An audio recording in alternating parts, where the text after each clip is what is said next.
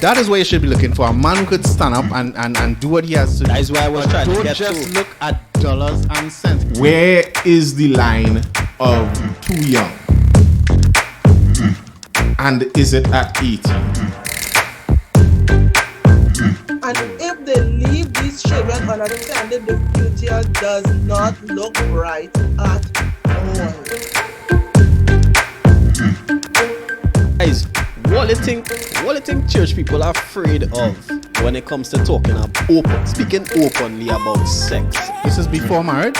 Before, yes? Wait. So, Listen.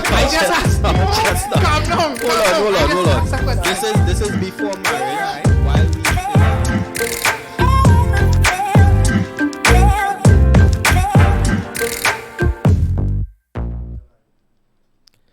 All right. Welcome to another episode, another edition of the Talk Heavy podcast. I'm yours truly, Justice. All right, so we're gonna here to keep the vibes light, and we're talking heavy. All right, and with me this evening is my brother, teammate, Anthony McLeod. He's on the inside. What's going on, bro? Good night, everyone. What's he saying? Just cool, man. Talking, we have a heavy conversation. But before we get into that, I want to say good evening to each and every one of you on the live already. I like the people who just jump as soon as Mendes Studios go live. We have a certain group of people that's be there one time, quick. That's what I like to see. All right. So remember to continue to communicate with us, interact with us in the chat section, and most importantly, like and share.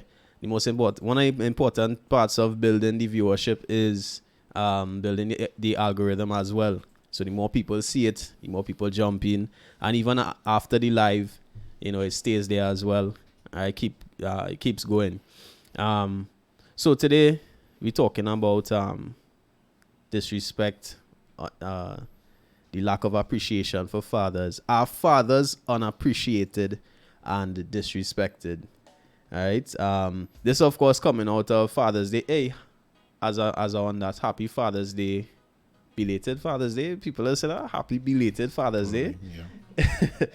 To all the fathers out there, all right? And happy Godfather's Day. Yes. Happy Godfather's Day to all the godfathers out there who play an active role in their godchildren's lives. All right? You understand? I say that with my chest, and I'm proud of it. On your breast. Wait. Easy. Sorry. Go easy. Right? So what you think about this topic, bro? Fathers unappreciated and disrespected. Yeah, I think it's generally yes.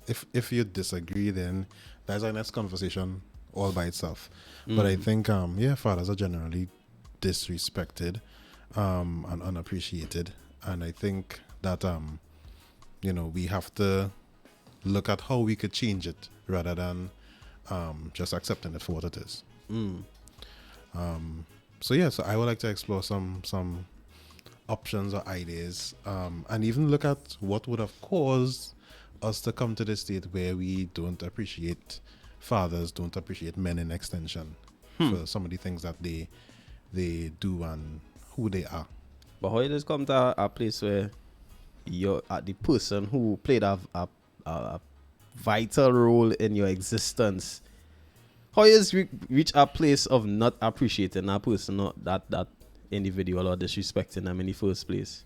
I think one of the things that most people have is daddy issues. A lot of people have daddy issues, to varying extents, varying degrees. A lot of people have daddy issues, where this is that the father that wasn't there, or the father died when they were young, so they don't really have that example.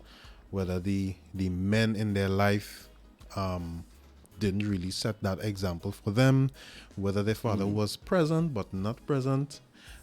Divorce, that usually leans to the side of the father not being present. So there are many people living with daddy issues, and whether they acknowledge it or not, they don't realize that it spills out into many different areas of their lives, and it causes them to have issues, especially when it comes to women coming to men and submitting and these kind of things. Oh gosh. Oh Lord. Papa, Here yoy. where you going. Papa, oi. Here where you going.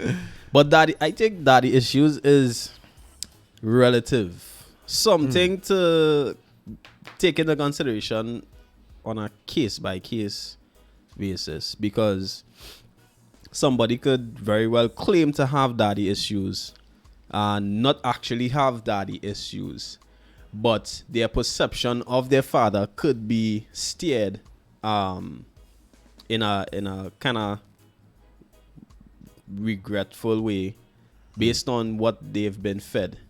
So, for instance, some mothers would kind of paint a negative picture of the father to the children. You understand? And you're small, you're young, you don't know better. And I think we've always kind of been driven to the perception of mother that mom can't do anything wrong. Mom is an angel. This is your mother, and she is all perfect. You understand? But at the end of the day, they aren't perfect mothers. All right? They are, vindictive mothers out there as well. So you could very much not have daddy issues. Your father could have very well want to be in your life, want to be a part of it, but he just didn't have the opportunity. You understand? And that's a next serious thing. All right? Guys, remember, you can participate in this conversation. All right? Give us a call, 469-9112. Because this is an important conversation, right? Good evening to Ja Angel on the outside. All right? Because I find Father's Day has always been downplayed by. You understand? Even in from a commercial perspective, advertising, you would see it. Get the Father's Day promotion, 25% down. But when it's Mother's Day, you're seeing a nice, slow song. Mothers are, they brought you in the world. They are part of creation. This, that, and you see a big flower and all these type of things, and they get 50% off your purchase. You understand? And everybody go off on Mother's Day. Nothing wrong with it tonight. I'm not saying anything wrong with that. But keep the same energy for Father's Day, though. I think part of it, so that this is not okay. So part of it would simply be because ladies, the things that they would like, it would often and the way they are appreciated, it often lends itself to being very commercial friendly. So it's like, well, Mother's Day, in the perspective of a shop owner or somebody who has, a stall at the side of the road, I could buy some teddy bear, I could buy some chocolate, I could buy some flour. But I want chocolate too. Bro. I want, what happened? I want chocolates too, dog. I could buy a chocolate, but I'm not gonna give, hey, daddy, here's some. Even though I can give my father chocolates, but it's in a different context, if you know what I mean. It's not wrapped in clear wrapping paper with flowers on it. You understand? So it's less visual for fathers, and it brings us to the other point where I think for a lot of us, we haven't explored, therefore we don't know to what extent we can tangibly celebrate a father outside of cooking Sunday lunch. And newsflash, almost every Sunday he getting Sunday lunch, so it may not be that special, in my opinion. But then outside of the socks, the tie, the shoes, the things that are tangible, we're not sure what to do. And part of it could be one of the issues where we simply don't have that strong relationships with our fathers, right? Enough to, and that that in itself speaks to the lack of appreciation, because how it is this man gave life to you, well, was a part of you being here, right? The provider of the seed, right? And he raised you. You've known him your entire life up to a particular point. You can't tell me you don't know what your father would want. You can't tell me outside of socks and vests and drawers and a shirt in this clothing place that they didn't pay for no advertising. They ain't pay for no promotion. Torrent. Other direction. Yeah. Right? Right. I ain't going we can call it no names for free. Right? Yeah. You can't tell me that you don't know what he would want. You understand? Okay, so let me give an example. So my father, I don't know what to buy for him outside of what they will class as Father's Day things, because I don't know him like that. And it's simple. I don't know him like that. And that's the problem. Why you don't know him like that? So it's a product of divorce. So therefore, he wasn't there, right? He wasn't there. I don't know him that well. So immediately there's that disconnection. Immediately, there isn't that drive to push to discover certain things, because that relationship is not there.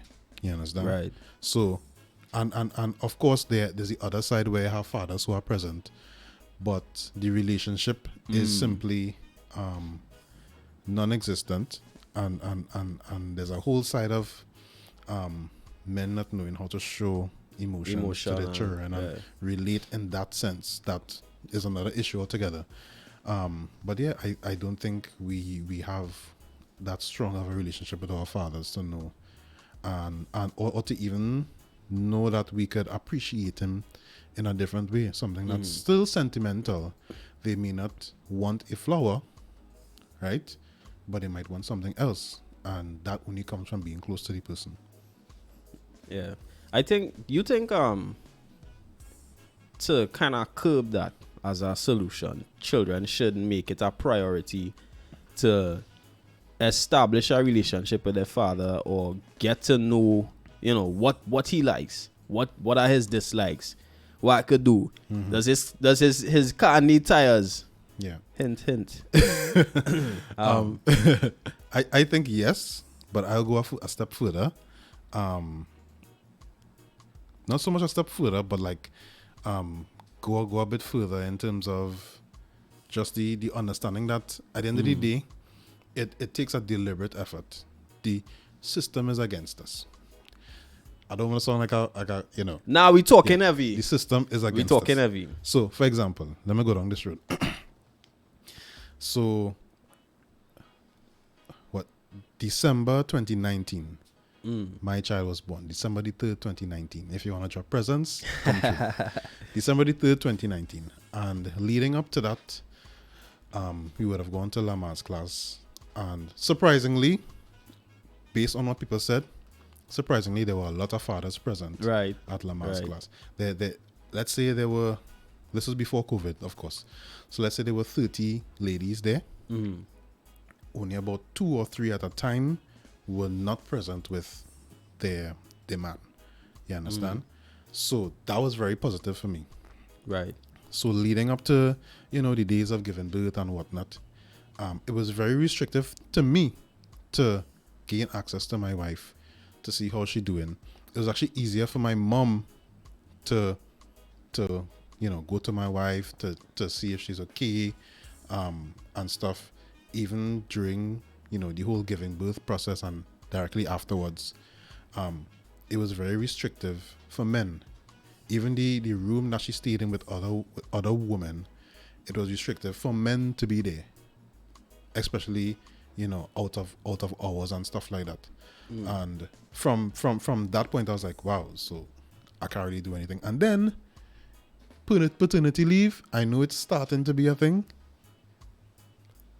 I get 3 days. I ain't gonna put them on blast. I get 3 days. Days. That that has always been like a big question for me. Why does the father get so little leave? Right, and that's because his role is underappreciated. Right. The mom, right. So it's from a systemic level. Yeah. So the mom, she has that important nurturing role. Yes, my breast don't squeeze out no milk. Right. You understand? Right. But even in that sense, I am supportive, but I also need to bond with my child. Yeah. The woman has 3 months to bond with her child, while the husband comes home, gets a 2-minute, 2 minutes, 3 minutes. That's based on the baby's sleeping patterns. Because Yeah. there are sometimes I will come home, child sleeping already, I work late, child sleeping already. You understand? So the system, not so much that they're trying to be against us, but it's just set up in a way that it limits a father's interaction with his child. Yeah. You understand? So even though I am trying to be better than my father was, there are still limitations that some people may not be in the state of mind to push against or to move further. You understand? And we will touch on the systemic influence a little bit, and it just goes to show how important and how powerful the male presence is in the child's developing stages. And because a lot of the times women will complain that, hey, I spend these months with you, I carry you for 9 months, and your first words is daddy or dada. You understand? Yeah. That just goes to show the magnitude of influence that we have. You mentioned something in the Lamas class, the presence of men. There were a lot of men present with their wives or children's mother and whatnot. And that just goes to show that regardless of what society says about men, I honestly believe that the good men are the majority of us. Good men who take up the responsibility and they play the role in their households and in their children's lives, they are the majority, regardless of if it is that they're not in a relationship with the child's mother at that point in time or whatever the case is.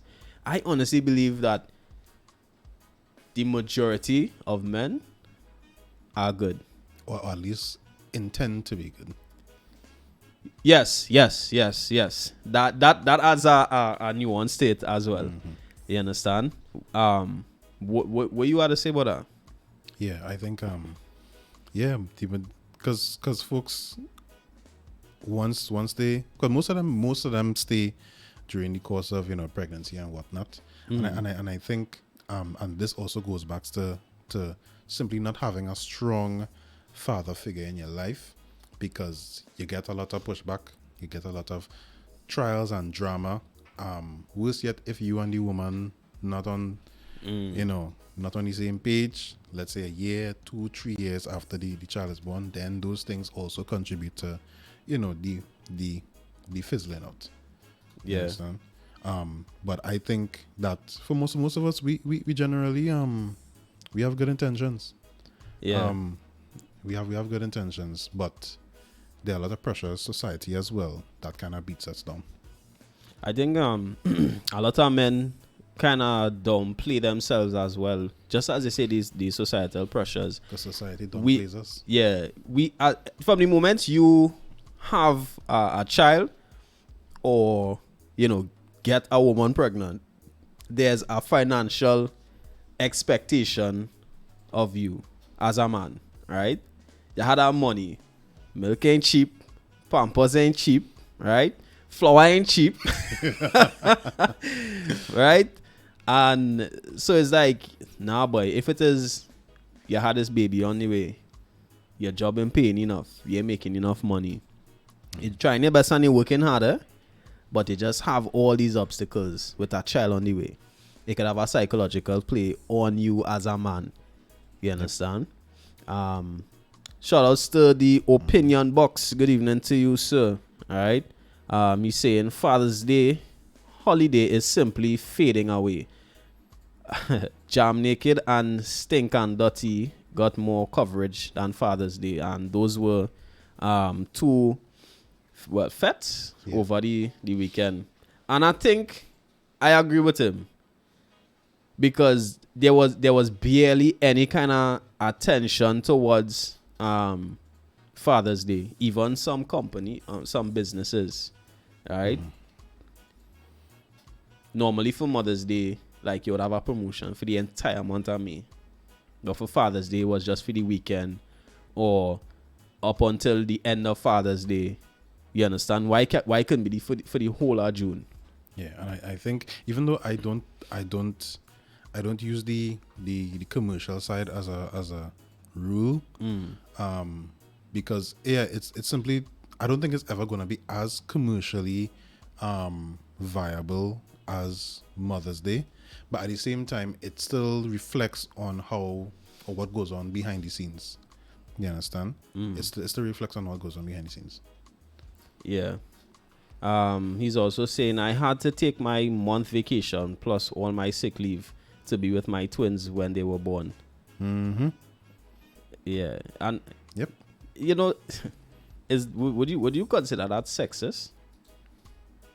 Or the system itself? I don't know if I would call it sexist, but there is a leaning. It is justified in terms of leaning towards the mother, because a lot of times during pregnancy there are things that, even though the birth was successful, there could be rips, there could be tears, you could get cut, you could have C-section. Right. So there is that necessary time as well to recover. You understand? So it's just to be clear, it's not to say that the way women are treated is wrong, but the imbalance begins to show when you realize, okay, this is how it's done for X, but for Y it's not happening. You understand? Yeah. Or at least more time or more concession should be awarded to the men. All right. Separating, like, let me talk about separation in relationships and that type of thing. All right. We think of some of the challenges single fathers usually face, and I'm hoping we get on to a representative from the Single Fathers Association via Zoom, so we're working on that. Cool. All right. But I find when it comes to jumping back to the system, when it comes to like single fathers and that type of thing, there have been a lot of reports of fathers being severely disadvantaged when it comes to the court system. Right? It are some men who would want to be in the child's life. They want to financially contribute. They want to see their children, but the children are that need and that desire are sometimes weaponized by the woman for whatever reason. Sometimes the woman might be vindictive. They might want to because they're vexed because the relationship didn't work out, and they still want the man, or the man move on to somebody else and is a bacchanal. So you know what? I go and take it to court. I go and put it up for maintenance. Even though all this time the man probably on the back end providing the necessary funds for the child on a day-to-day basis or weekly or whatever the case is. You understand? So these things definitely happen as well. Yeah, there's so much different. There's so much different factors that comes to play, and of course we have to distinguish between, the context where the guy is trying his best, and obviously there are scenarios where the guy is not really, trying to do whatever. We're not talking about those men. We know and we acknowledge that it's our guys out there just you're wasting time, fam. Yeah. You're wasting time. We're not talking about those guys, right? Because I think one of the first things a lot of people want to jump on is, well, it's because it only men, or my experience was, or my child father this, always the same. You know what I mean? Yeah, and I think even to going back to what you're saying with the courts, so it's like what happens is that we see that women are the primary nurturers. We see that the women are the primary caretakers, and that is the factors that are used to say, okay, well, if the child needs to go to one, let the child go to The mother. to the mother. And it reminds me of a discussion we were having probably a couple of weeks ago on the live, where we were talking about who's the primary who's supposed to be the primary caretaker of the home, the main provider, Right. and showing that You know, there are many different things a man can provide to a relationship outside of just money. Money, right. So if society as well, if we still on that train of thinking, well, the main thing the man has to provide is money, means that I could take the man out of the picture, let him still provide money and everything okay. But guess what? It's wrong. You understand? Because take the man out of the picture, keep the money flowing, and people growing up with daddy issues. You understand? So this is why I make that big case for a man provides much more than just finances to a relationship. You understand? Yeah. So he mean it. Even in my own relationship, there are ways that my wife and I we treat with our son very differently. You understand? He might trip and fall. She might be, oh, let me give you a hug. Yeah. And I'd be like, boy, son, Shake it off. You Shake it understand? off. Let me go again.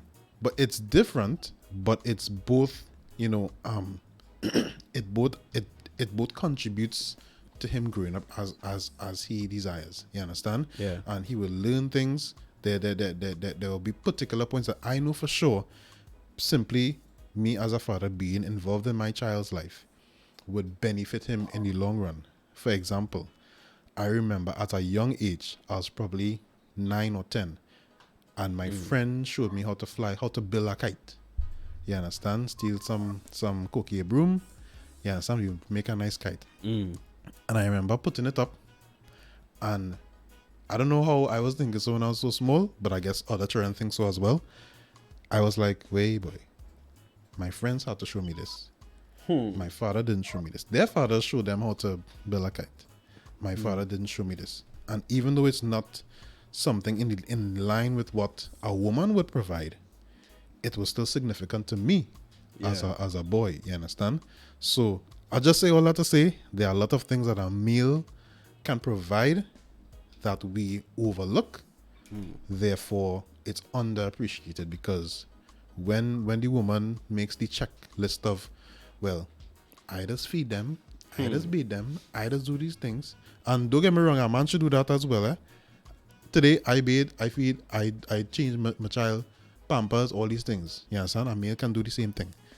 But at the same time, if that's the only criteria for if the man is doing what he's supposed to do, or in terms of comparison, then we're gonna end up short. Yeah. I think with respect to that, it speaks more to the disrespect. Because if it is I playing a pivotal part in this child's existence, right? And I have a keen interest in his or her development and her growth, and all you see me as is a dollar sign or money, I find that so disrespectful, bro. Yeah, I would almost feel like, yo, my existence don't mean anything to you. Yeah. You understand? Like, you ain't care about me. Then And what you're doing, resentment sets in, exactly, and what you're doing is you're teaching the child not to care about me too. And I think in a lot of homes, this is exactly what happens, right? Anything you want, ask daddy. You want money for this, you want money for that, ask daddy, right? But you're not coming to daddy for emotional support. Yeah. Right? You're not coming to daddy for other things that might be self-developing. Right? So automatically, you see him as a dollar sign as well, just as the mother. You understand? But I want to say special good evening to our guest on via Zoom, Mr. Marlon Anderson. All right. Good evening, sir. How are you? Good evening, everyone. How you all doing? You all hear me clearly? Yes, loud and clear, sir. Loud and clear. All right. No stranger to Mendes Studios. Welcome again. All right. So we talking. Long time I come around there. Yeah, man. Long time.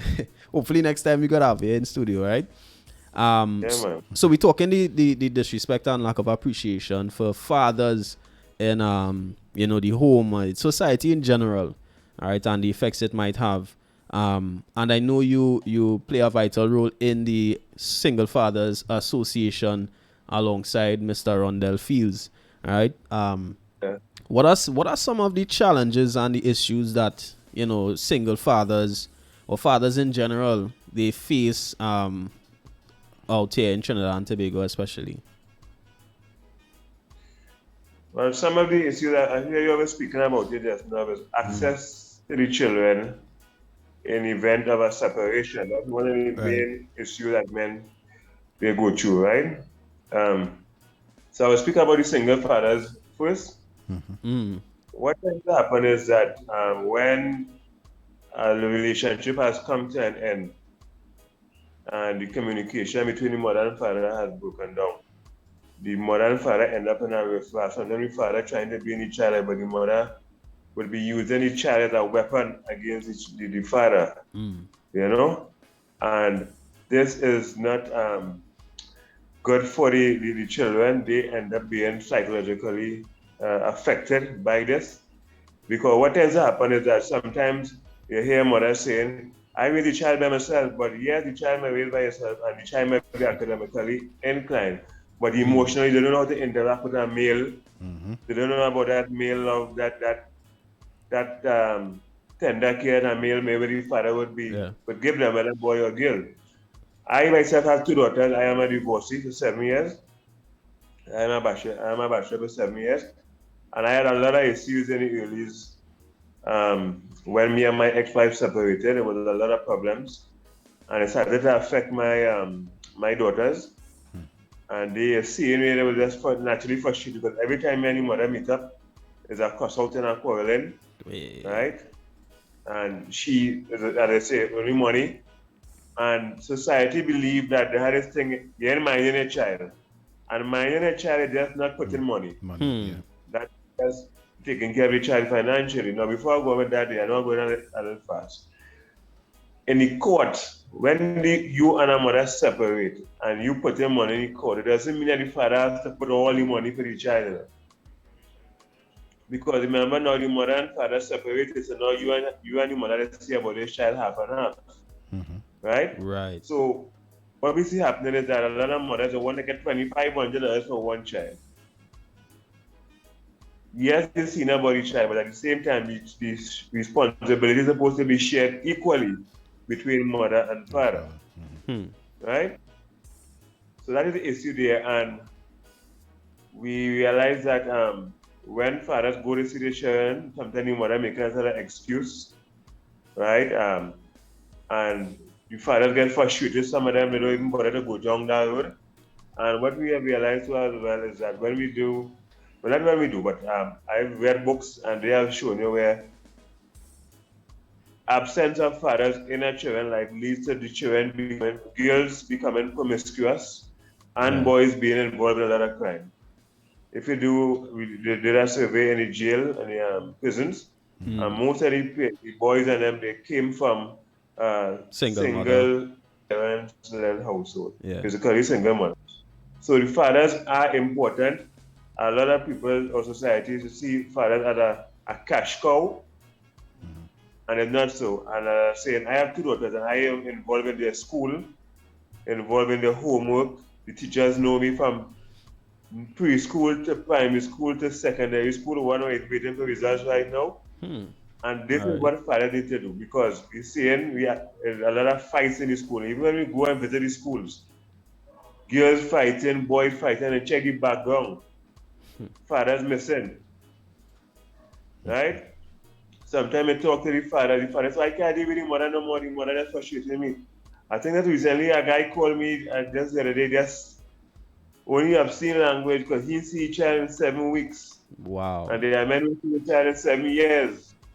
Right? So I got a lot of calls on a daily basis dealing with men and men issues, and fathers are not being appreciated.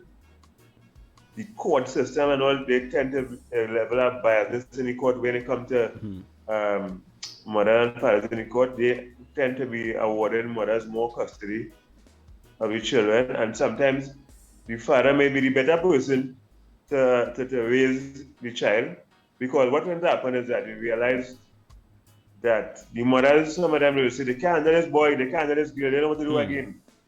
Because the mother, they only have the soft part. Right. Something called the oxytocin, which they have the nurturing part. But when the father comes at a level of authority, I don't live with my children, and if I call them on the phone, as they answer the phone, yes, daddy, no, daddy, Understand what I'm saying? Yep. So Yeah. even though I'm not present around them in the home, if you call them now, they come there now, oh, good night, because the father has a level of authority, and the authority is what missing in some of these children. Like this is why we have it's used with children fighting and going their own way because fathers are important in children's life. Right? Did I say it? I say this is my saying. Fathers keep boys out of prison and keep girls off of stripper poles. Right. Yeah. You remember when I said that some weeks ago? Yeah, I think so. Yeah. I was looking at what's that documentary or a content creator, and you said that same thing. Fathers keep boys off the street and girls off the poles. Also looked at a documentary. I think it was a couple years ago about the family dynamic, especially primarily in the black communities, right? And how child maintenance and child support causes a breakdown in family life, right? Because the way it's structured, it always tends to be anti-male, right? Even with custody or shared co-parenting and that type of thing, right? So it's almost like it deliberately eliminates the male authoritative figure or the presence from the home, Yeah. right? And As I mentioned, the African diaspora, I want to say something, right? I want to go back a little bit to come forward. right, If we understand the dynamics of the African male and female, how they make children, the children doesn't necessarily be planned, right? Sometimes, all right, for instance, in my own observation, you go, like say you go to a party or a club, the woman comes in looking very sexy and nice, everything tight. The man comes in, he have a key shaking like we're driving a nice car. He have a bottle of Hennessy on the table, She shake, well, this is why you can get fitting, bam. They drink some alcohol, they might hook up, they might dance. Boom. They might go to have sex. But remember, this is under the influence. Right? yeah. Next morning. Nobody studying contraceptives at that point. Exactly. So sometimes when this happens, the child come and born now. Then here the father might be saying, well, if this woman could give me this thing the first night in the party, what she could do again is to the party. Right? So then now the child comes, the father he might want to do with the child, right? And then the mother frustrated, now she really abusing the child because then she see this child, she see his man. Right? So she only cussing this child because she better the man, right? So there are a lot of different issues around these things that happen. So as I said, when it comes to I've come fast forward now to the men dealing in the court system with this is that when they go to the court, most of the time they feel that the mother is the better parent the child. But studies have shown you that fathers actually raise the child better than the mother because they get a double dose with the father. They get love and authority and sternness at the same time. You understand what I'm saying? So, to me, I find fathers make better single parents. They will have to be like the father, some of them thing. And the next thing is that the men who wants to see the children are the men who go through these problems in the court system. The men who don't care anything, they don't be walking around with pushing. Right. The men who go through these problems in the court system. The men who don't care anything, they don't be walking around with pushing. Yeah. All right. Yeah, I agree with that last part. Men who they genuinely don't care. They are not to worry about. Go through court. Me not time for that. I not time to go in and handle make no appearance or nothing. But the program I was looking at, it was saying that the court system, child maintenance and all that, it is what actually causes the breakdown in black families and that type of thing. And it's something that shouldn't exist. This is what they were saying, right? black families should have their own system when it comes to co-parenting. You understand? Because if I lose my job and I was ordered to make a certain amount of money for the month towards a child or per week, right? I now lose my job. What exactly am I going to pay? How it is exactly I am going to fund this expense and actively take care of my child? And the first thing a lot of people do, especially in our culture, is they're quick to say, "Yeah, deadbeat dad. You can't provide for your child, or you're not taking care of your child or your children." Right? Of course, right now we have Mr. Rondell Fields on with us via Zoom as well. He is the president and founder, right, of the Single Fathers Association and entrepreneur, right, business owner of Millennial Auto, right. Good evening, Mr. Fields. Can I mute your mic? Good evening. Thanks for having me here, man. Yeah, man, Just pleasure. got in. Yeah, glad I could make it still. Yes, man, pleasure having you guys, you gentlemen, here with us. So you hear any conversation so far, all right? Right. Mr. Anderson would have touched on, some of the challenges single fathers face, and I know you would have had extensive interactions with these men in these situations.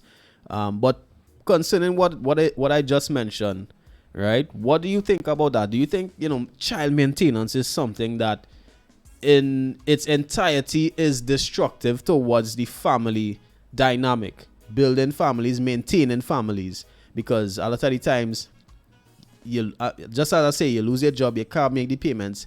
What's the consequence? 2 police go and knock on your door, and they go and spend how long ever in a cell, right? What are your thoughts on that? What are your views on that, Mr. Fields? You see, the maintenance system is I would say it's maintaining our children it's between a rock and a hard place, because you need to find a way to balance the need, which is to really maintain the child and ensure that the child is truly being maintained. And then the other balance you have to be able to make is that the maintenance being paid to the custodial parent, whether man or woman, really being spent on the child. And then the system of maintenance is such a complicated thing. I don't want to say destructive, because I understand what the goal and the intention really is, to maintain the child in all scenarios, whether it's a scenario where the parents may literally hate each other. It's about still providing financial provision for the child. Yeah. But it does so much, and those who have been there and those who are experienced with the methodology of maintenance understand that it deprives the right of the non-custodial parent, who's primarily the father at times, just the opportunity to go and shop with the child or for the child. And people may think that's an insignificant thing, but that's a valuable thing. Yeah. For a man and his child, if he's a non-custodial parent. If the mother is a non-custodial parent, because there are women in the minority who pay maintenances as well. The deprivation of that opportunity to be able to just go and shop, buy our shoes, let the child have that experience. Me and mommy went to shop, mommy and daddy rather, because we are the one primarily the non-custodial parents. Went to shop for our shoes or went to shop for our pants, and we had a laugh, we had an experience. Even if it's just shopping for groceries. And I could tell you, it removes that opportunity when it comes to that perspective. So whereas I understand what people would deem the overarching good and what it's trying to achieve, which is in all scenarios, the child must be maintained.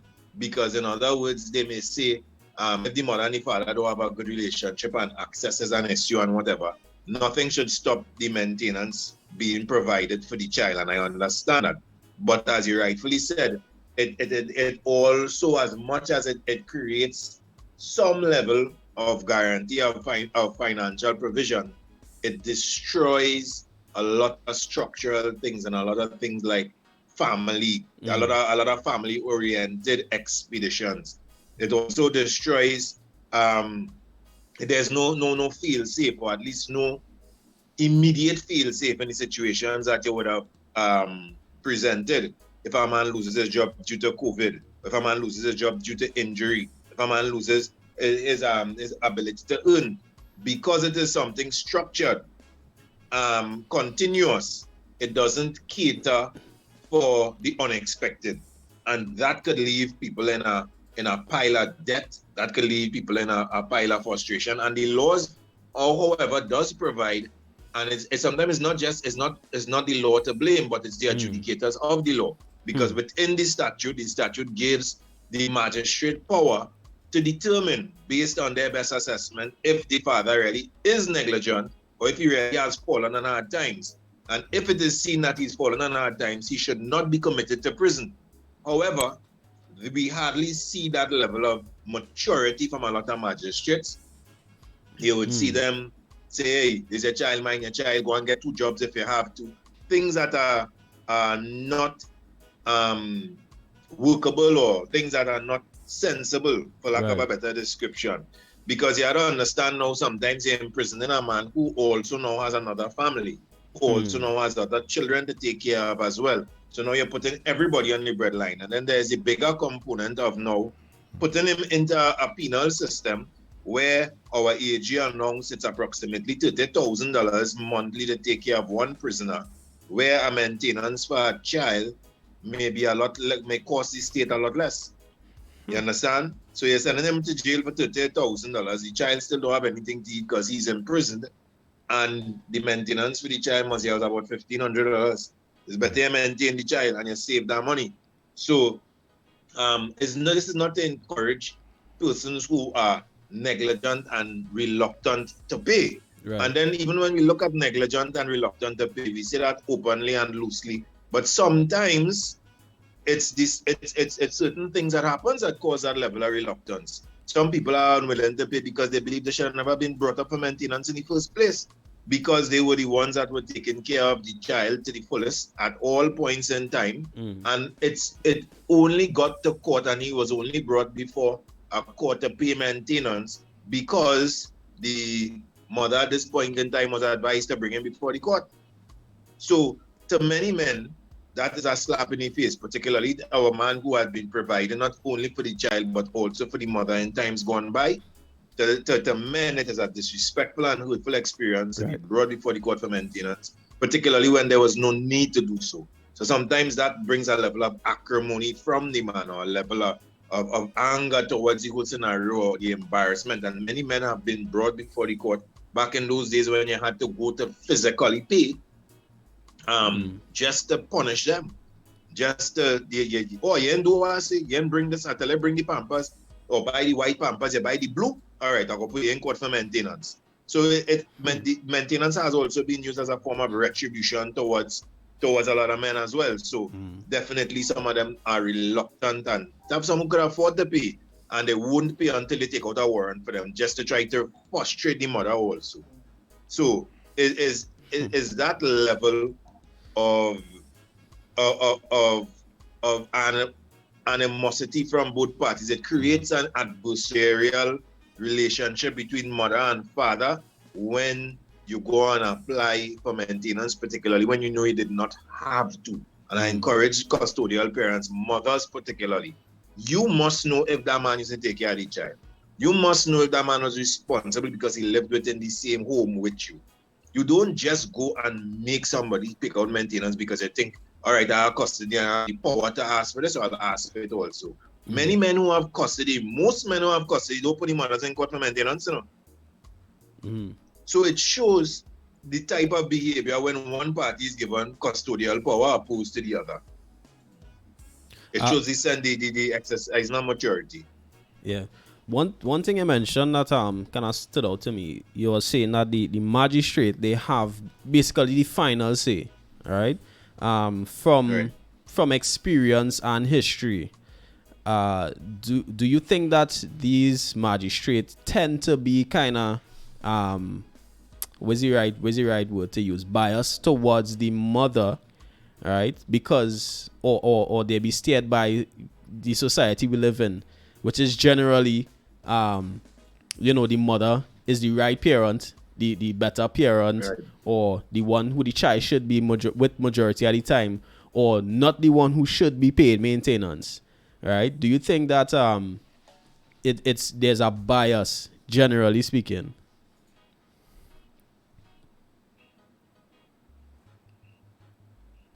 I think he muted. I think he muted on mute. I might be getting some difficulties there, right? Right. Yeah, But on that, you come on. Yeah, I lost you. But good question. yeah. Right, you're asking if you think is the social impact is what has these things the way it is right now. Yeah, that influences the decisions of the magistrates. And social impact is actually one of the most powerful forces on any system. And we don't only see it in the judicial system, we've also seen it in the social relief system as well, like Ministry of Social Development. There has been a lot of things that have been written that are legislatively good. Just like I identified to you just now about the magistrate not having, this is what the law said, the magistrate does not have to condemn him to prison if they ascertain that he has really fallen on hard times. At speaking in law and lay terms, the law, it is written in the law. You understand?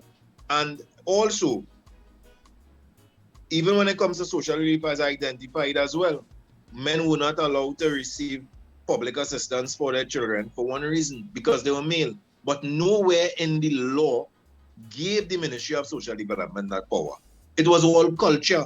It was nothing more than possibly a PS came and said, hey, this is not for men. Let us prioritize to give women this. And even though the law said it should have been single parent, and both parties, whether single parent, single mother, or single father, should be able to accept public assistance for their children, the social impact and the culture superseded and trumped the policy and legislation.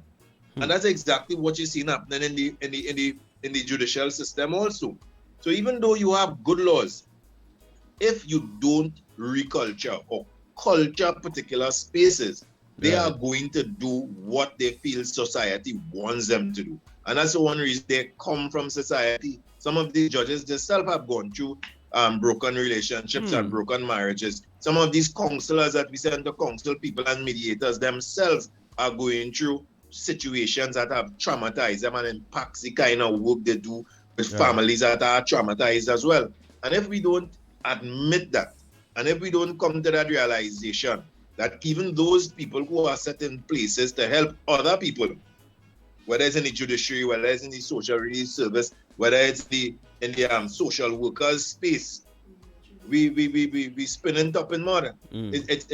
Once most people will allude to tell you the magistrates they've faced and some of the things that the magistrates would have told them. You could tell, like, if they've seen their ex in front of them, the magistrate herself, this how man does behave, put your shirt in your pants, and all the things she might have wanted to tell her husband, she telling you. So, wow. Social impact has, and I can't say I haven't seen the courts make attempts to culture. They have, you understand? I have seen them make attempts to culture the judges and culture the magistrates and culture other parties to see if they could read the type of behavior that they want to yield from their judiciary. But however, if this is not something that they do continuously, you are always going to see little things like bias practices, sneaking systems like the judiciary system, as I said, the social welfare system, and these very important systems where people need to go to these places for relief. Social impact is, from what I've seen, and culture, just from the examples I've shown you, is somewhat stronger than even good legislation. And we've seen it play out. They have good legislation. Okay, one other example. You understand customarily that once you open pay maintenance, the first redress is to get locked up, right? Yeah. That's what we were taught. That's what we cultured. But the law doesn't state that. They have chattels that could be seized. They have a lot of other ways that you could apply to. You could apply for, instead of locking up the man, you could go and get things seized from the person instead of locking them up. Really? You understand?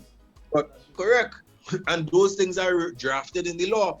But because society has cultured, most of the times a young lady may have learned to go and apply for maintenance because her mother applied for maintenance, or she have an aunt to apply for maintenance. And when you apply for maintenance and you ain't pay, instead of going to see some goods that you have, the first thing, lock them up and make jail. When it actually is more sensible to see some kind of shuttle or something, some possession that the person have, because when you lock them up in jail, you get nothing. You understand? When they serve the time, because they're really serving time for the offense of non-payment of maintenance. You understand what I'm showing you? Right. So people, as I said, culture is one of the most powerful things. Culture will override good legislation, and I've seen that many times. So well, I learned something new there, because I did not know. I genuinely did not know that something could be seized, like an asset or something. I presume, right? Correct. I want to jump into a video. We want to play a video, and I want to get the reaction of you gentlemen when we finish play the video. I also want to encourage our viewers, give us a call. I want to hear from some women. I've seen some women on the live. I see Deborah Dale, she said she couldn't stay on long. I seen Sapphira Lamont, Ja Angel is viewing as well. I want to hear from a woman, right? But let me read so a couple of comments here. Deborah Dale, she's saying women need to heal and have good advice given because they move bitter toward their children's father. All right. Sapphira, she's saying, unfortunately, women don't take into consideration the mental, emotional, and life stresses that men face. There's always the expectation of them, and if they are unable to meet the expectation, right, they are criticized harshly. And I think she's talking about the financial expectation, of course, right? I saw a comment from Deborah Dale as well. She'll say, my ex-husband has to give maintenance and gives on time. We talk good, and that is because I choose to be civil. I know how men get the raw end of the stick, so I made the decision not to be bitter because his children need him in their life. All right. There's more I wish I could call. All right, but she had to run off. And yeah, and that's the thing, boy. I understand. And I totally agree that men have an obligation to make sure that their children are afforded, right? Are taken care of financially, emotionally, everything, and holistic development, right? But sometimes I don't know about the court system, but I don't know about it. I feel like I think that both adults need to come to have an understanding and have a mutual agreement. We are big people. We both came together to have this child, right? We separated in terms of relationship. Let me put the children first and put aside whatever bitterness or disagreements and whatnot. You move on, I move on in terms of relationship. Let me deal with the children. The children are the most important thing. You understand? But unfortunately, it takes maturity to do that. It doesn't take maturity to get together. It doesn't take maturity to make a child. You understand? So unfortunately, and you could. So unfortunately, we have because if we didn't have relationships crashing at the rate they are crashing, we wouldn't even have to deal with this problem to this scale. You understand? So there are multiple problems that leads to problems on problems. So at least this is just because I know we can't end it. We can't stop people making children just so. Yeah. We can't stop people breaking up and having bad divorces. But at the end of the day, this is just for those who have ears to hear. It just reflects on how important it is for a healthy family structure to remain intact. People take that for granted. People take the men for granted, therefore thinking, hey, I could do this by myself. You understand? So we take so many things for granted and end up in so many problems. This is what I'm seeing from all this. Yeah. So let me play this video and afterwards I want to get everyone's reaction towards it, right? Director, there you go. Shout out to Marcel. Thank you, Marcel, for sending this video in. But it's Lil James. Lil James got upset with his mother for not reminding him that it was Father's Day. Take a second to make sure that you're subscribed to the channel. Click that notification bell for all updates. Let's go ahead and get into it. Think about it. Maybe they need to discuss their own holiday. It ain't no but my. Because Me, man. ever since it was Mother's Day, it's like everybody just like, ooh. But then when it's Father's Day, nobody want to talk about it. It's like, why y'all do that? People been ain't no why y'all do nothing. I didn't even know it was Father's Day weekend. Until somebody said it at the gym, you wasn't even gonna tell me that it was about to be Father's Day weekend. Father's Day. James, That was rough. it was not my place to tell you anything. Like, that's what I want you to Mama, you're my understand. mama. Okay, but what I was gonna tell you? Oh, James, Father's Day coming up. What you was gonna do? You're not even a father. No, I said, why you couldn't just let me sit out all you had to say, James, it was James' Father's Day coming up. You want to get your daddy a gift? Okay, well, get your daddy a gift, Stank. It's not too late. Get your daddy a gift, and you can overnight it. Today, Friday. Baby, get the gift overnight. What I'm trying to say, Mama, is you wasn't even going to tell me. James. You wasn't even going to tell me, Mama. James. Just because I have a father. James. That was wrong. Ain't nothing wrong about it, baby. Send your daddy a cash app. Baby. Would you want a cash app? Or would you want a real gift? Okay, well, get him a real gift and overnight, James. You have no reason to be mad about this, baby. It's Father's Day just coming up? next year, and it'll be in May, and I will definitely remind you about it. Oh, but when it's about to be Father's Day, you don't tell me. James. What if I was living with my daddy and he didn't tell me it was about to be Mother's Day? I feel good about that, huh? Now I'm standing up for the father's now. Oh, that's what you're doing. Yeah. And you standing up for the... That's not even the road I'm going to go down. I'm not going to go down the road. You stand up for him all you want, buddy. You stand up. Do what you got to do. Mom. You do what you do. Mom, What? you're wrong. You wrong. You're wrong. You wrong. You're wrong. You is a mess. That's what you are. What? The nerve of you to get in this I'm car what? and try to question me about a I'm Father's what? Day. No, I am not. Something is wrong because you ain't even trying to tell me it was Father's Day. James, maybe I forgot too. You think I worry about a Father's Day? I'm not. All was about bothered about a Mother's Day. No. What if I don't get you nothing for Mother's Day? Oh, that made me press. You know what, James? It's okay. I'll remind you next year. What? Mother's Day? No, for Father's Day. I'll tell you next year. I'll remind you, like, hey, Father's Day coming up, you know, you should probably, it's always Stop! question me about a Father's Day. Y'all, this is nonsense. And bye, I'm turning my camera off. You know, it's pretty sad, and when you think about it, Mother's Day is advertised all over the place. Father's Day, people make it seem like it's just any other old day. Look at this comment here from a woman. She says, we tell them when Mother's Day is because we are the mothers. We gotta do everything, but get nothing but backtalk and backlash. Please. Bye, James, LOL, and use your own money to buy him a gift. Don't use your mama.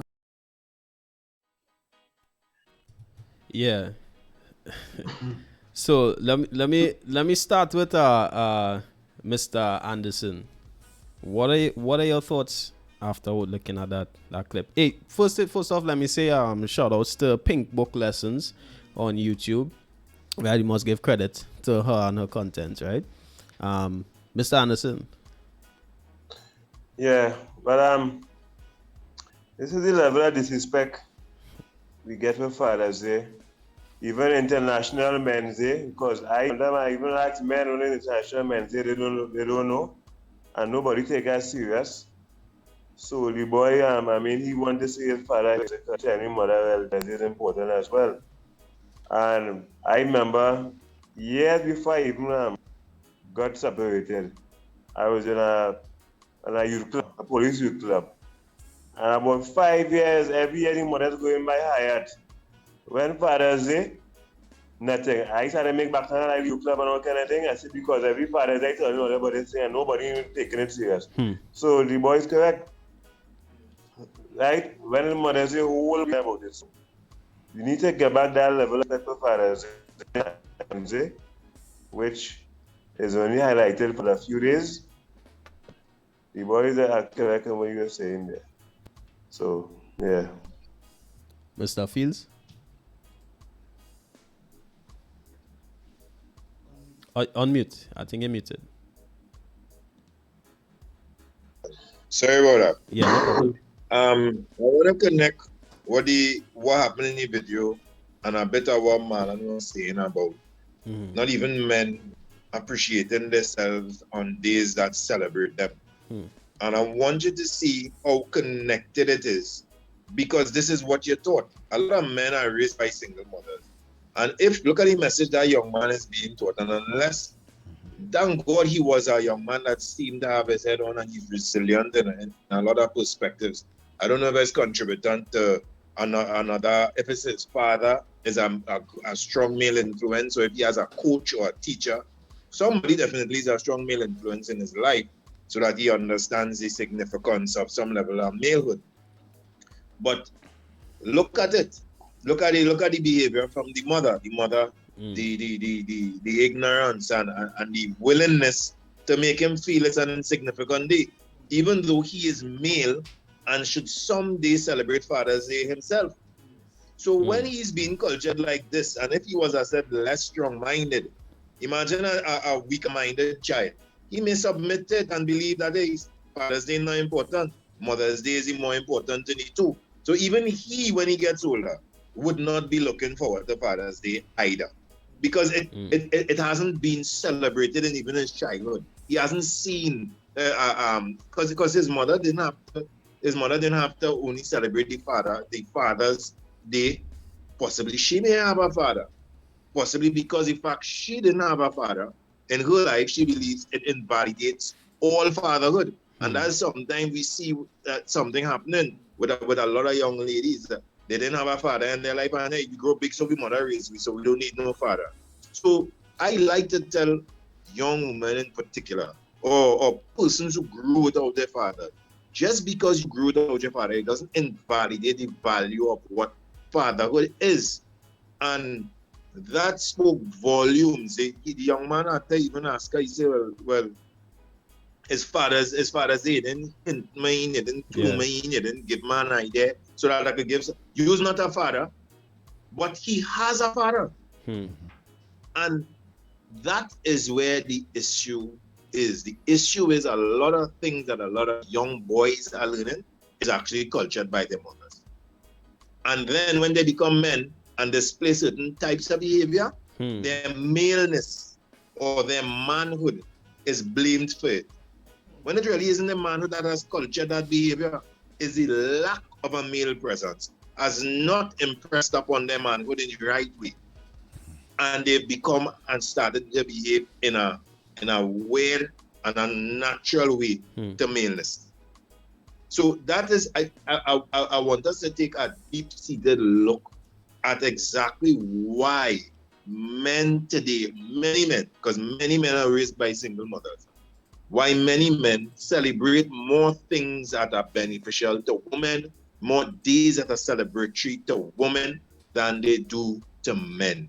And that is because it has not been celebrated in these spaces that they grew. They grew up with their single mother, and Mother's Day was a big event. On certain days that were matrifocal, there was big extravaganzas, and days, whatever few days that pertain to men, there was no celebration of it. So even when they became men themselves, so you tell a man come out and do something for benefits of a man, he may hardly come out, prostrate walk, he ain't coming out. But tell him walk, come out for breast cancer walk. 1 million men who coming out to support women, but they wouldn't come out for the prostate cancer walk with that, which will benefit them. And that is how we've been cultured, unfortunately, to celebrate the other gender, which we have no issue. But we've also been cultured because they didn't see it happening in their domestic spaces as young boys. they have no care for themselves. Part of the reason Father's Day is dead is because we don't care. Some of us are the same businesses that will sponsor and support things on Mother's Day, but you won't put the same emphasis in Father's Day. Anthony, what do you think about that video? Yeah, little James. What? I'm looking at it now. It just reminded me, because I mentioned it before, of me having certain thoughts when I was young, and it's like children, you know, they're not oblivious to what is going on. Children have a desire to reach out and have a relationship with both mother and father, and it's clear that his mom was ignorant to, as I mentioned before, what a man provides, and not appreciative of it. And as the gentleman just said, this is the cycle that continues. You understand? And unfortunately, there will be a lot of people growing up, male and female, who still reducing a man's role to money. So they miss all the other things that a man can provide. You understand? So it's just unfortunate. Yeah. I think the video really speaks to the disrespect. Alright. I also think that, generally speaking, boys and girls aren't taught to respect or consider the emotional or the mental aspect of a man. Right? We growing up, we always taught, put ladies first, girls first, right? Don't hit girls. Don't all these things in favor of the female, the girl, the woman, right? Respect women, this, that, whatever the case is, but not much emphasis and focus is taught towards respecting and putting a man first and a man's needs first, his mental needs, emotional needs, and that type of thing. You understand? So I think in a lot of women present day, their instinct isn't to consider the man, and a lot of the times it's not their fault. And a lot of times, so even as you mentioned that, okay, so for example, and this is why I think is a lot of general issues that spills over into many different areas, because you mentioned the aspect of putting ladies first, right? And I think a lot of times we are told to do many things as we are children, but we never taught in terms of not just a rule, but why the rule is important, right? And the implications of the rule, right? And because of that societal breakdown of us not understanding different elements in the world, we don't appreciate things. So, for example, even when I try to open a door for some ladies, they're like, well, I could, or carry something, a box. Yeah. Like, well, I could do that for myself. But that's not the point. You understand? You don't understand why an act like that is important, so you're judging it based on the act itself. So when you don't understand something, you don't appreciate something. So they don't appreciate things that are done towards them. They don't appreciate other things that someone else contributes into the relationship, because in general there is a lack of understanding and ignorance, a gross ignorance on many different levels, and we need to see or try to put ourselves in a place where we can become aware of the things that we are ignorant of, because we will then create, as history reflects, we create generations that are going to be worse than us. Yeah, you understand? So it is serious. Yeah, Mr. Anderson. I want to add to that. Yeah, go ahead. Yeah, I just wanted to add to that, because before you get off of that topic now, because I always say that a lot of the reason that we have so much of disjointedness and issue among couples today is primarily because of that. We had to be real that a lot of we've lauded single motherhood, Yes, I mean, we've lauded it so much in our way that even on Father's Day, mothers want to say Happy Father's Day to themselves as well. Not even that space men could enjoy. You understand? And yes, many of us young men as well have been raised primarily by our mothers for whatever reasons historically, which I believe has a lot to do with the impacts of slavery and all sorts of other things that we might go too deep into it. But the messages that were taught to us by our mothers, as you rightfully said, Jezreel, is the other single mother who was abused or single mother that was alone, she would have taught her son, hey, son, love your family, provide for your family, take care of your family. But certain messages weren't spoken to men. No one told the young man as well, hey, make sure they love you too, make sure they care about you too, make sure they see about you too. And you would have from single mothers to sons showing young boys to treat women the way they wanted to be treated by a man and possibly was never treated that way. Whereas in the vice versa, a single mother raising her daughter would have an entirely different message. Be strong, be independent, don't depend on no man, make sure you can take care of yourself, don't let no man advantage you. And then you get two people from this type of family space. Now, one trying to give plenty and one want to do everything on their own. How could you get them to now coexist? And a lot of this is where these issues lie. That cross communication that took place generationally before, and we not going back to them to address it. Yeah, most definitely. And I think males and females need to be taught how to respect each other on an equal playing field. You understand? Go ahead. What I want to interject there is that since that as I was saying before, the introduction of the feminism, first and second and third wave feminism, these feminism, where they started to do certain work or started breaking the glass ceiling. Right, and you know that somebody say money is power. And if you watch how some of them operate, they might have a little car, they might have a little corporate job, and they feel well, there's more man than a man, right? So this could play a role as well in some of the breakdown, because sometimes what we realizing now, a lot of women studying, they're doing their degree and the different thing, and that's what they feel when they get this degree that they're equal to men. So it's having an issue there with that going forward. So either part of playing it as well too. Yeah. I think that's a whole branch off. Yeah, It's important to highlight. A lot could be said with respect to that. Trust me. So it's just about 8:24. We're having a very heavy conversation so far. Right, I want to say shout outs to everyone who's stuck on with us. Remember, we want to hear from you. We want you to chime in as well. 4699112. All right, keep the comments going. Share, like, react to the comments, etc. All right, but right now we want to take a quick break, and we'll be right back with more Talk Heavy podcast. Greetings in the wonderful name of our Lord and Savior Jesus Christ and soon and coming King.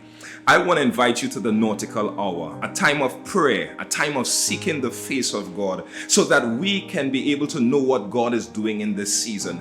This dispensation is a time where we need to know what God is doing, and therefore prayer is the way we communicate with Him and He communicates with us. I want to invite you Mondays, Wednesdays, and Fridays from 3 a.m. to 5 a.m.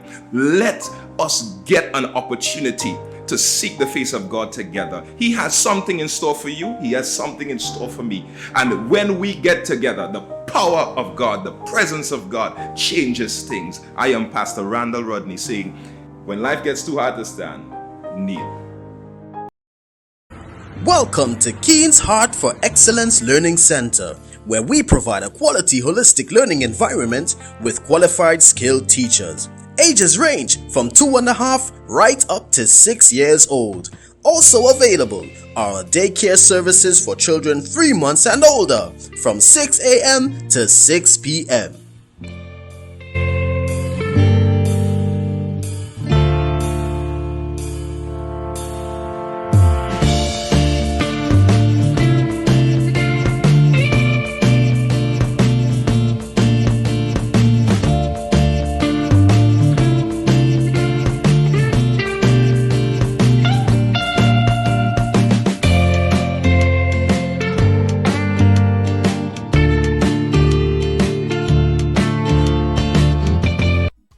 Welcome back to the Talk Heavy podcast, and we're definitely having a heavy conversation. All right, our fathers unappreciated and disrespected, especially we're talking Trinidad and Tobago, all right, Caribbean society. I want to throw a question out there, right? I've heard a lot of single mothers say that they don't trust the father of their child or children because they're not capable of being good lovers towards them, or they're not good companions, right? Can a father who isn't a good relationship partner be a good father as well, or he just a horrible person in general, right? If he, let me say, he's a chronic cheater, or might have been abusive, whether it be physically or emotionally, because these things happen, right? Okay. Is it possible? My answer to that question is basically there are different types of love, eh? And I know you have the agape love and the brotherly love and the eros. The next love is the intimate part. I forget the word is eros. But you know, right? Yeah. So the love or that a man would have for his wife or his girlfriend would be a total different type of love that he have for his daughter or his son or his child. So I think that, I must have to say, I might be a good husband, but I'm not a good father, because you have a different, remember that child come from you, and you see that child from, inception, child born, you carry that child in preschool. So I would disagree with that statement. Oh yeah, eros. Eros is it. So you have eros. Agape, eros, brotherly love, different name for about 7 different types of love, right? So they can't compare the love of a man and a woman intimately with the love that a father with his children. I disagree with that statement totally. Because the way how I see my kids or my daughters is totally a different way how I would see any female that I intimate with. If you understand what I'm saying. So I disagree with that statement. Anthony, what do you think? I think it's a loaded question. Yeah. It's a very loaded, because there's so much different factors that could be applied. But I do think imperfect people could be good parents. Right? I do think imperfect people can be good parents. The degree of the imperfection, I think it's a case by case kind of basis. Sometimes the person may be so toxic that you may want to now turn the opposite and protect them from their children. But for the most part, I think imperfect people can be good parents. So a guy who's not a good spouse, they can still be a good or good enough parent to their children. And I think that's the misconception. The misconception is that, hey, we work out, I don't want you to have nothing with this child because this is my child, or since I'm the one taking care of the child, I want to limit because of these faults that I'm seeing in you, these faults that I am, against so much that we want to break up. But at the end of the day, imperfect people can, be good parents. Yeah. Joel A. Jones is saying, it depends. An abusive man is too out of control to manage. The stoic solidness needed for effective fatherhood. However, a chronic cheater can very well be competent as a father. They're not completely separate, as one can influence the other, but a bad partner doesn't make a bad father. Many factors to consider, as Anthony said. So is the degree of you know what the situation is then, whether Yeah. you know And the thing is, because I think we were having this conversation before about how we grew up and coming to the realization that as much as our mothers were good mothers, they were not perfect. Mm-hmm. You understand? So let me stop pretending that because there's a split up, one person was perfect and the other person wasn't perfect. Both people were imperfect and stuff happened. You understand? So if you're really as good as you're saying that you are, you wouldn't rob a child of interacting with their parent and getting a holistic growing up, a holistic development. You understand? So I think even that shows the error that we want to disqualify someone from being a parent because of their imperfections when we ourselves have imperfections as well. Right. You understand? Right. So I guess it could be translated if you're talking about the mother, right? So a lot of women have spending issues or bad money management, right? So is it that a woman can't be a good parent because she's a horrible spender? She might be spending the bill money to do her nails or her hair. I'm not saying all mothers like that, but it exists. Well, I will. You have a nice example there, but I'll push it further. I know some toxic people who married and they're together and they're raising their children. They're toxic. They have some bad behaviors, but they're still parenting. You understand? So, as much as it's not the ideal, it is far from me to disqualify someone totally from reason. They're not going to have the child may need to see some counselor when they grow up because of the issues. And I know plenty of people who would have had parents who kept the ring on the finger, right? They kept the ring on their finger. I don't know the state of their relationship, but they kept the ring on their finger. Right. But at the end of the day, the child is not something you can totally control, because the child will see bad habits in the mother and the father, and it's up to the child to say, hey, do I want to pattern myself after this, or do I want to see that as an example of what not to do? Of course, when they reach a certain age where they could conceptualize, these negative traits. Yeah. Good evening to Michelle Bunraj. Yeah. She's saying, but why you would choose to be a bad husband and a good father? Listen, it takes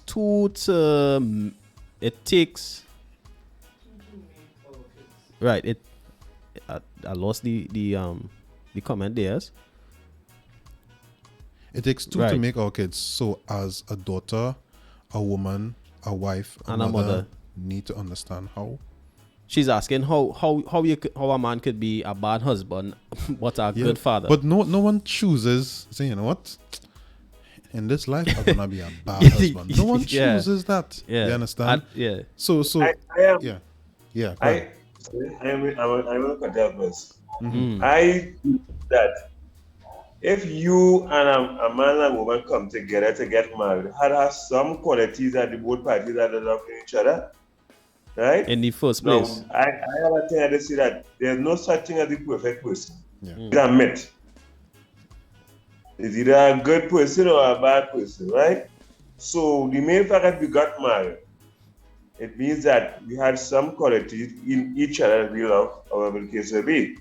Now, in a marriage, sometimes people go apart, or you may overlook some red flags in the early that they might be able to realize they can't live it after. Now, as I say, I speak from experience as a guy who was married for 12 years, and I separated and divorced for 7 years. And I never one day on any platform said my ex-wife was a bad mother. Very good mother, good values. I didn't listen to her. We had our issues in the earliest. but she have somewhere I just not prepared to. That is all. Right? With me, I have some way that she couldn't handle neither. And we say, you know what? That we end this thing here. Good? However, with regards to raising the children, remember now, there's two different persons, and we need to be on the same page, because what tends to happen, if we give the mother too much control, the father get too much control, the children tend to manipulate the other parent when the next one is around. So the co-parent is coming to be on the same page. So, I mean, I do, my mother ex-wife talk to me normal. I have no issue with her, she has no issue with me. So, it's just life. And I think that's... I live in nobody... Yeah, and I think that's one of the healthiest solutions for the upbringing of a child. Regardless of the age, right? Having a decent rapport, for at least, Dread. Or they don't have to like each other, you know? You understand? But at the end of the day, upon you know, meeting each other and engaging in the act that brought the child together, all it was good, everything was sweet. But now you have a responsibility. The least you could do is have a decent rapport. You don't have to be friends, because what is important is the upbringing of the child. The problem with that is that, and again from my experience, one party has to be the mature one to try to understand, to suppress the canal every time we meet. So when I realized every time we meet that we was an argument, and sometimes we end up arguing in front of the children, and it was affecting my daughters and them, I realized that you need to change your approach to the situation. Right? And as I say, it worked, but sometimes the male and the female together, everybody want to get his last say and nobody want to back down. Right. And sometimes as men, we may have to give in sometimes, not all the time, know when to give in, how to give in, how to get around the situation. Because sometimes the way I ask the question to the mother, especially with a separation or breakup, everybody traumatized, you know, because remember now we're going their own way, it's different thing. And the communication is important in dealing. Sometimes I want to ask a question, but I want to get them children next week. Don't come and say, I'm taking them children next week. So you as a man, that is talking to the men, operate in a certain way that not to provoke the situation.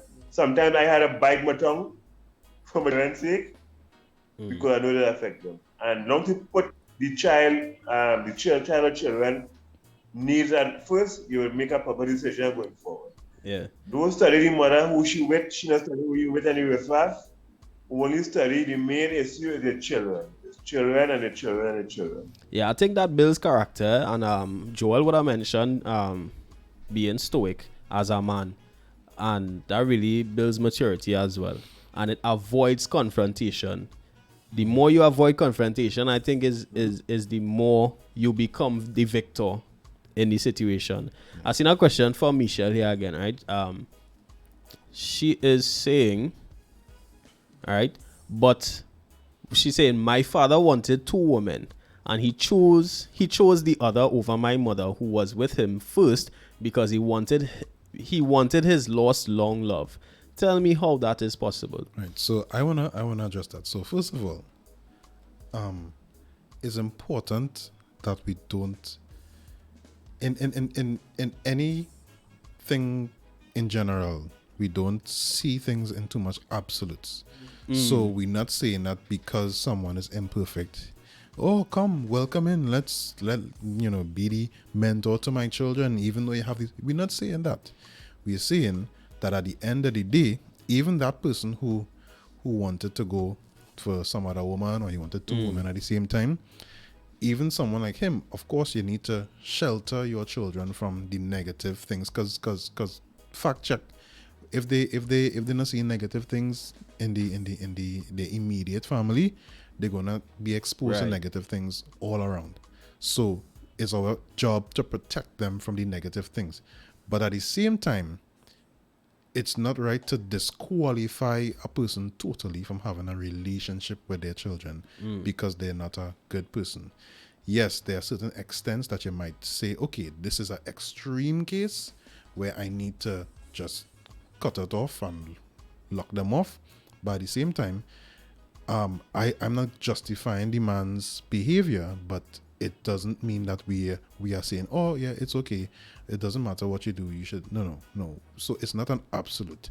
We kind of trying to find some middle ground, and that's a big point we're trying to make, where there's some middle ground, and as you said just now, it's for the children. It's not about your grievance. The children don't have the same grievance with the father as the mother may have. You understand? So you're doing it for the sake of the children getting something stable as they're growing up. Yeah, and I think that's the important thing. I tend to think that what happens between the mother and the father, between their relationship, whether it works or it doesn't work, to a certain extent, it's not the children's business. Yeah. Right? Your role as a child is to well, both parties, their responsibility is to take care of you, right? Make sure you have a healthy upbringing and maintenance, right?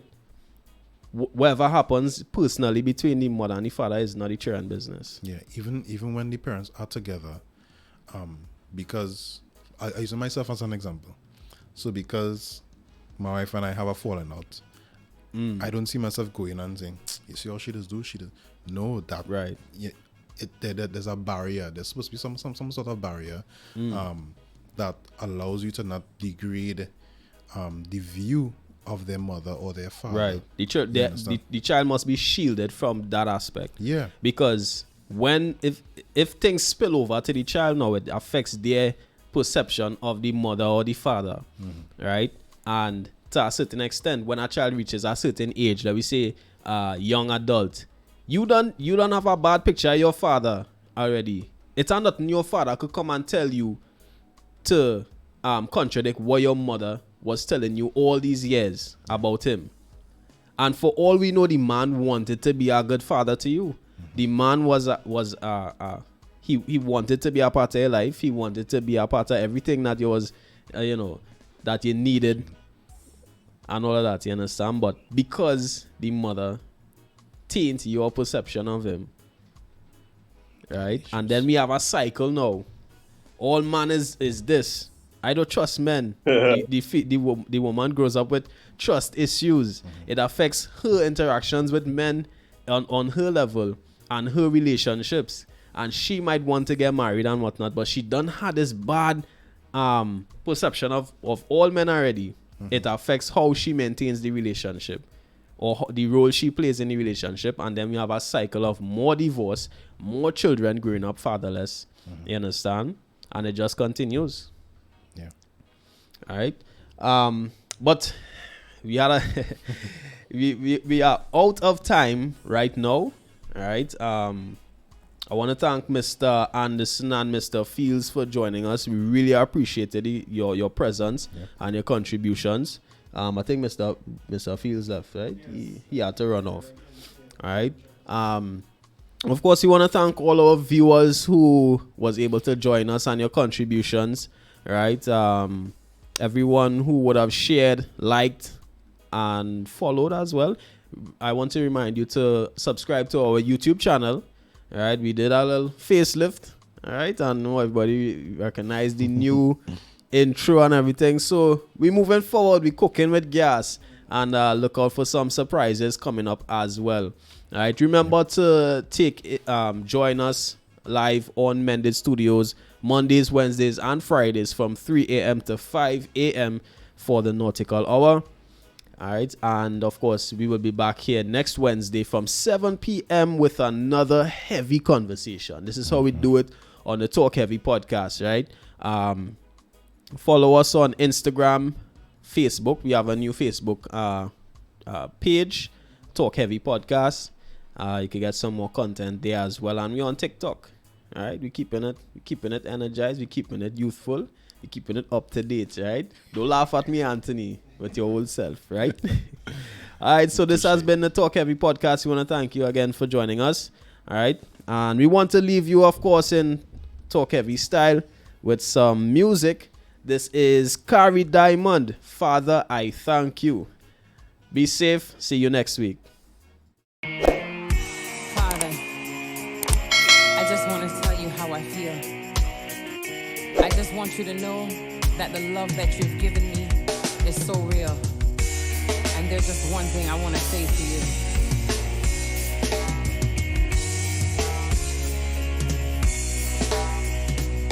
Father, I thank you for the roof over my head. Father, I thank you for my food, my clothes, and my bed. Father, I thank you for the blessing them you are sent. Father, I thank you for my family and my friend them. Father, I thank you for everything you do. Oh yeah, everything you do. From me wake up in the morning, yes, I'm calling me bliss. Yesterday is gone, so me leaving on my stress. Happy make a move, so me putting for my best. Higher heights, yo, me nah take no less. Cause in this life, me nah take no rain check. No negativity, me no want that they miss. Brand new day, you know me right upon my desk. Make a few shirts, know me wear upon my chest. The money it a run, you want see how me address. Successful, no don't know the rest. So never you give up, just keep on the press. Never, never second for no less. Father, I thank you for the roof over my head. Father, I thank you for my food, my clothes, and my bed. Father, I thank you for the blessing them you are sent. Father, I thank you for my family and my friend them. Father, I thank you for everything you do. Oh yeah, everything you do. God give me a chance to make a life. Me go and hold it down, go and make it nice. Me pour me one drink over me eyes. Me never say fi drunk, so fi get it right. Cause me a girl will serve God day and night. Me don't play no game, it's a real fight. Now have some fun now that my mind. Come make we go out and grab a bite. Come make we roll out on my bike. My might even stop and fly me kite. The smile on my face, no you can't deny. I meet some people that say hi. Happiness will take you high, high. Father, I thank you for the roof over my head. Father, I thank you for my food, my clothes, and my bed. Father, I thank you for the blessing them you are sent. Father, I thank you for my family and my friend them. Father, I thank you for everything you do. Oh yeah, everything you do. Father, I thank you for the roof over my head. Father, I thank you for my food, my clothes, and my bed. Father, I thank you for the blessing them you are sent. Father, I thank you for my family and my friend.